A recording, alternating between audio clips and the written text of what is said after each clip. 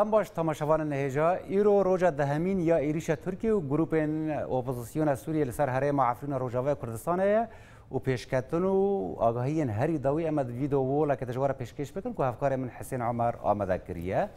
اری حسین اویا نقشه عفرینه ایرو پیشکتن هری داوی و آگاهی هری داوی سر شر عفرینه چنه بله عمر أكرم ورنا سر نقشة خلا هري جرم إيرو داني صبحه لعلية جندريس الحمام بول وذا وكزان ياريج مرهاتن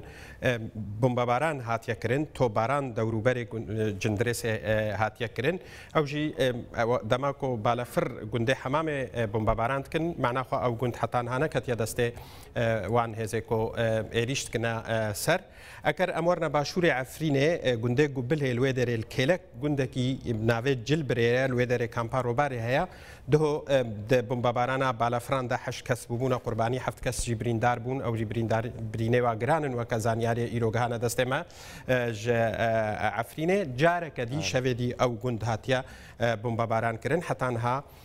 يعني زانياري درباره قربانيا وادنين هر وهات گوتن کو ده کس دبه هند ترمده کساد بن او کاولين کو بمباران له هات يكرن اكر ام هر نباني هناكي خالا هري گرم کو چای پارسا چای پارس جاره ناوی برسایات بکارانین ل ناوی بکردی پارسا افچیا مزارگه کا کوین السرا مزارگه پارسا خاتون جرا تگوتن تایبت کردن ایزیدی وش فوکس پر لسرویچ یا روجا که ترکیه دیما کنترل روجا دنیا پاکت دیما وگراندین از گریدی خوشیه براستی اف چیای پارس و دورو بریوینا و گنده قصد العلی جندو جرا تگوتن جسه سالاوه گلک جارا شر و پفچون جرب جاران ناو بینا گروپ اپوزیسیون و هزین کردی لوی داره چبونا آنکو حتی بری دست بکر ناو ایریشجی او خالک گلکی گرنگ بوش بر نزیکی اعزاز نزیکی ناوندا سركيا اوبوزيسيوني الباكوري حلبيج برولوجي قالكي في الشهر السرهيا ده تركيا راغ هاندبو كوان كنترول كريا هز تشافكانيين خوجهي چالاك وانين دفرت تكست كن دبيجن پیش ده چون و پاش ده چون هيا يعني السر چي الشر السرهيا جارنا هز كردي پیش ده چن جارنا هز اريشكر بسر ده تين دي حتى انها بتمامتيك علي نبوه شروي وكزانياريه تجينا دستمل ناحيه بالبلي والرجوجي توباران هبو الجنده دوراوي وكزانياريه تينا بردستما اكرم دهني خو بدنا نخشي عمر بالبلي الرجو شيه جندريسيكو اف هرشار ناحيه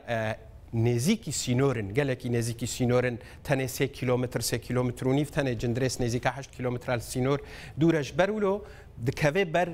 توپادا ددمه که دکو دورا روبار لقیچای شیراوا دورا شیراوا واناج برکو هنکی دوره بهتر بالافر جبو بمباران کرناوی تنبکار زانیاری هری دالی گوگهای دستما لدورا بالبلد بالافر که درون آنکو یا به پیلوت هزین حسده شروانی هزین حسده بجن ایرو ملوی داره درونه که ارتشا حكومتها تركيا خستيا خواري شوي كي قشتي حتى انها الروش العفريني في شوي سنور بردوام الشر اللي قالك خالوه كما بريجي جارنا يعني اماجا بيكريا ديوار كريا هاوير دوري عفريني بتركيا نقب هات نذاكرن دوانا قبين كو هيز درباسي ناف خاكا عفريني بونا الدورو بري غوندا هناك جارال ناف غوند بخوجي شرو بفچون تشدبن لحتى انها او دفري السينوري حتى انها دفري شرن آليه کو ایریشت که حتی انها وکا کجمرت گوتن ج چالاک ونان کو او دور حتی انها بتمامتی نکتنا بندسته هزین ایریش کرد. بله تماشاوان هجا اب آگاهی هری داوی بون لسر شهر عفرینه روجا دهمین دا.